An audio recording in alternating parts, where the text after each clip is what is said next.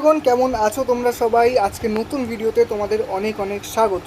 আগের দিন যেটা বলেছিলাম, আজকের ভিডিওতে আমরা ফার্স্ট চ্যাপ্টারের কিছু কোয়েশ্চেন সলভ করব। তা আজকে সেই ভিডিও নিয়েই চলে এসেছি। আজকে আমরা সঠিক উত্তর নির্বাচন মানে এমসিকিউ 5খানা কোয়েশ্চেন আর অতি সংক্ষিপ্ত প্রশ্নের এক মার্কসের যে কোয়েশ্চেনগুলো রয়েছে ছোটোগুলো, মানে এই ট্যাক্সোনমি শব্দটি প্রথম কে ব্যবহার করেন, এখান থেকে কোন বিজ্ঞানে জীবাণু সম্পর্কে আলোচনা করা হয়, এই কোয়েশ্চেন অবধি আমরা দেখব। তো বেশি দেরি না করে চলো শুরু করা যাক।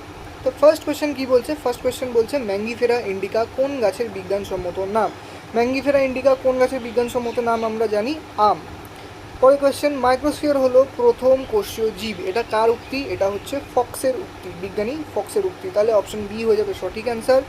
যে প্রক্রিয়ায় খাদ্যস্থ স্থৈতিক শক্তি তাপ শক্তি রূপে মুক্ত হয় সেটা কোন প্রক্রিয়া? সেখানে হচ্ছে শ্বসন। তাহলে এখানেও হয়ে যাবে, আমি দেখতে পাচ্ছি অপশন বি। নিচের কোনটি কন্ড্রিক্টিস শ্রেণীর বৈশিষ্ট্য নয়? কন্ড্রিক্টিস শ্রেণীতে সাধারণত পটকা থাকে না, প্ল্যাকয়েড আঁচ থাকে, হেট্রোসার্কাল লেজ থাকে, অন্তঃকঙ্কাল তুলনাস্থিময় হয়। তাহলে পটকা হয়ে যাবে সঠিক অ্যান্সার। বর্গ ও পর্বের মধ্যবর্তী ক্যাটাগরি কি? বর্গ আর পর্বের মাঝখানে কে থাকে সেটা দেখার জন্য আমাদের পুরো চারটা ফার্স্টে মনে রাখতে হবে। সেটা কি হচ্ছে? রাজ্য, পর্ব, শ্রেণী, বর্গ। তাহলে পর্ব আর বর্গের মাঝখানে কে আসছে? শ্রেণী আসছে। তাহলে অপশন এ হয়ে যাবে সঠিক অ্যান্সার। অতি সংক্ষিপ্ত উত্তরভিত্তিক প্রশ্ন, ফার্স্ট কোয়েশ্চেন, ট্যাক্সোনমি শব্দটি কে প্রথম ব্যবহার করেন? ট্যাক্সোনমি শব্দটি ফার্স্ট ব্যবহার করেন হচ্ছে অগাস্টিন পি দ্য কন্ডেল। মানুষের দ্বিপদ নাম কি? মানুষের দ্বিপদ নাম হচ্ছে কি? Homo sapiens. লিনিয়াসের হায়ারার্কিতে কটি ধাপ ছিল? 7খানা ধাপ ছিল। কি কি? রাজ্য, পর্ব, শ্রেণী, বর্গ, গোত্র, গণ, প্রজাতি। টোটাল 7খানা। রাজ্য ফাঞ্জাইয়ের একটি বৈশিষ্ট্য, অনেক কিছু লেখা যায়, তার মধ্যে আমরা যদি একটা বৈশিষ্ট্য কথা বলি সেটা হচ্ছে ওদের নিউট্রিশন বা পুষ্টি কীভাবে হয় সেদিকে যদি তাকাই তাহলে আমরা বলতে পারি যে এরা পরভোজী প্রাণী। আর কেঁচো কোন পর্বের প্রাণী? কেঁচো হচ্ছে অ্যানিলিডা পর্বের প্রাণী। কেঁচো আর জোক আমরা জানি এদের আংটির মতো শেপ হয় বডিতে, তাই এরা অ্যানিলিডা পর্বের অন্তর্ভুক্ত। বাদুড় কোন শ্রেণীর প্রাণী? বাদুড় সাধারণত কোন পর্যায়ে পড়ে না ম্যামলস বা স্তন্যপায়ীদের আন্ডারে পড়ে। জীবদের 5 রাজ্য শ্রেণীবিন্যাস কে প্রবর্তন করেছিল? 5 রাজ্য শ্রেণীবিন্যাস কে প্রবর্তন করেছিল? আর.এইচ. হুইটেকার। কণ্টকতকি পর্বের একটি প্রাণীর উদাহরণ দাও। কণ্টকতকি পর্বের উদাহরণ কি হয়ে যায়? স্টারফিশ হয়ে যায়, বা তারামাছ যেটাকে বাংলায় বলি আমরা।